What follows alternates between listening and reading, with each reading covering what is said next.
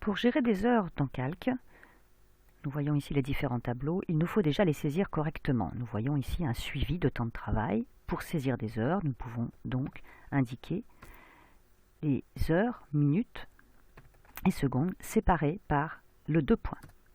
Si nous voulons faire un total heure, nous allons tout simplement faire la formule de l'heure de départ moins la cellule d'arrivée, c'est 6. Si nous recopions, nous avons bien le temps qui a été effectué pour chaque jour. Nous pouvons réaliser une somme, tout simplement, de ces heures. Arrivons maintenant à des sommes un peu plus importantes, à savoir ici, j'ai travaillé 8 heures, puis 9 heures, puis 9 heures, et nous obtenons, quand nous faisons la somme, 2h30. Pourquoi? Parce que jusque-là, nous sommes sur un format horaire classique, qui consiste à afficher des horaires. Nous voulons ici avoir le nombre réel d'heures, nous l'obtenons ici, vous le voyez.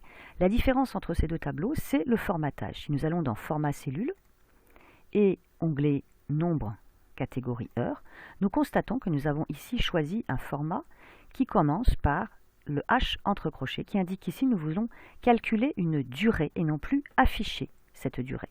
Si je reviens sur ma première cellule et que je retourne sur Format cellule heure, je constate qu'ici c'est le format classique HHMMSS. Je pourrais très bien décider de ne pas utiliser les secondes et les enlever. Les heures sont en fait, une heure est en fait un 24e d'un jour, puisque une date est un jour. Si nous voulons donc ici, nous avons des durées, nous voulons convertir ces temps en base 60 qui ont été saisis sous format heure en centièmes.